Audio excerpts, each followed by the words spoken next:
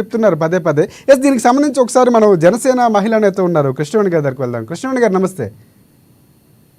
So ప్రతిపక్ష హోదా ఇవ్వకుండా ఎలా వస్తామని ప్రశ్నిస్తున్నారు కమలారెడ్డి గారు. సో ఇవ్వాల్సినటువంటి బాధ్యత ఖచ్చితంగా ఉంది. సో ప్రతిపక్షంలో మేము ఉన్నామని చెప్తున్నటువంటి పరిస్థితి. కానీ ఎందుకు మీరు ప్రతిపక్ష హోదా ఇస్తే ఒకవేళ కూటమి ప్రభుత్వానికి ఏమైనా అడ్డంకులు వచ్చే అవకాశం ఉందా, వచ్చి ప్రశ్నిస్తారా, ఎందుకు అసలు ఇవ్వట్లేదు అనేది ఒక ప్రశ్న రేజ్ అవుతుంది.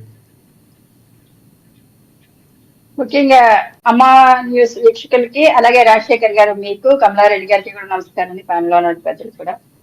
ఇది ఎలా ఉందంటే, జగన్మోహన్ రెడ్డి గారు మాటలు ఎలా ఉన్నాయంటే కనుక ఆయన ముందుగా ఒకటి నిర్ణయించుకోవాలండి. ప్రజలు ఏమి ఇచ్చారు జగన్మోహన్ రెడ్డి గారికి?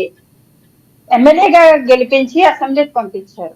బయట ఉండి ఏదో ఒక స్కూల్ పిల్లలాగా కుంటి షాకులు చెప్తున్నారు జగన్మోహన్ రెడ్డి గారు. ముఖ్యంగా ఒకటి, వైఎస్ఆర్సీపీలో ఉన్నటువంటి నాయకులు కానీ, జగన్మోహన్ రెడ్డి గారు కానీ, మాజీ ముఖ్యమంత్రి అయినటువంటి జగన్మోహన్ రెడ్డి గారు కానీ, పులివెందుల ఎమ్మెల్యే గారు తెలుసుకోవాల్సింది ఏంటంటే, మీరు ముఖ్యంగా ఒక కార్యకర్త లేకపోతే ఎమ్మెల్యేనా అది తెలుసుకోండి ముందు. అంటే 100 మంది కార్యకర్తలు ప్రెస్ మీట్లు పెడతారండి బయట, ఏదో ఒక అంశం మీద మాట్లాడాలంటే. ఏ ప్రతిపక్షమైనా సరే కానీ కార్యకర్తలు వాళ్ళకి నచ్చకపోతే బయట ప్రెస్ మీట్లు పెడతారు. కానీ జగన్మోహన్ రెడ్డి గారు అలా కాదు కదా. ఒక నియోజకవర్గ ప్రజలు నమ్మి మిమ్మల్ని అసెంబ్లీకి పంపిస్తే అసెంబ్లీలో ప్రశ్నించాల్సినటువంటి మీరు ఇవాళ ఒక కార్యకర్తల కూర్చొని ప్రెస్ మీట్లు పెట్టి నియోజకవర్గానికి ఎమ్మెల్యే కాదు, గతంలో ముఖ్యమంత్రిగా పనిచేశారు, ప్రభుత్వాన్ని నడిపించాలి 5 ఏళ్ల పాటు.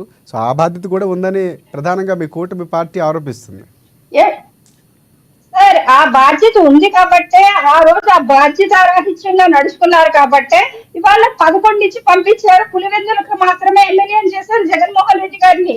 కానీ ఇవాళ బయట కూర్చొని ప్రెస్ మీట్ ముందు మాట్లాడతారు తప్ప జగన్మోహన్ రెడ్డి గారు మిమ్మల్ని ఒక నియోజకవర్గ ప్రజలు గెలిపించి అసెంబ్లీకి పంపించినప్పుడు అసెంబ్లీలోకి వెళ్ళి మీరు ఎందుకు ప్రశ్నించలేకపోతున్నారు?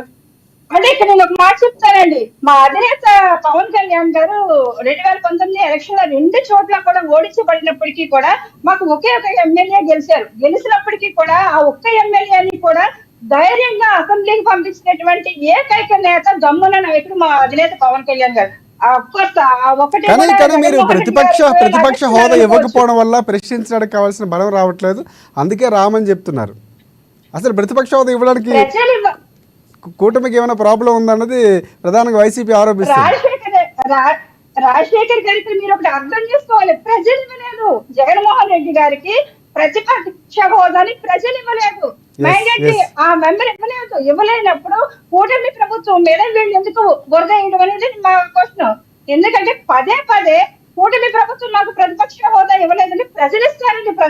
ప్రతిపక్ష హోదా అన్నది కూడా ప్రజలు ఇస్తారు తప్ప కూటమి ప్రభుత్వం. కమలారెడ్డి గారు క్లియర్ కట్ గా చెప్తున్నారు, ప్రజలు ఇవ్వట్లేదు. ఇందాక నేను కూడా అదే ప్రస్తావించాను. ప్రజలు ఇవ్వనటువంటి ప్రతిపక్షాన్ని మీరు కూటమి ప్రభుత్వాన్ని అరగటం, లేకపోతే ఇస్తే వస్తామని చెప్పడం, సో ఎంతవరకు సమంజసం అంటారు? అంటే ప్రశ్నించాల్సిన బాధ్యత ఖచ్చితంగా వచ్చుంటే జగన్మోహన్ రెడ్డి గారు ఆ బడ్జెట్ లో పాల్గొని ప్రజల వైపు నుంచి మాట్లాడుంటే బాగుండేదని కూడా వినిపిస్తుంది ప్రజల నుంచి, సాధారణ ప్రజల నుంచి కూడా. అదేనండి, ఇప్పుడు మరి మేము హోదా అడుగుతున్నామంటే ఒకటండి, అడగడం అనే కంటే కూడా ప్రజల నుంచి రావాలి. అదే కృష్ణవేణి గారు కూడా చెప్తున్నారు. అంటే ప్రజలు నిర్ణయించారు, ఆ పర్సెంటేజ్ ఆఫ్ ఓట్ వస్తే ఖచ్చితంగా ప్రతిపక్షంలో మీరే ఉంటారు.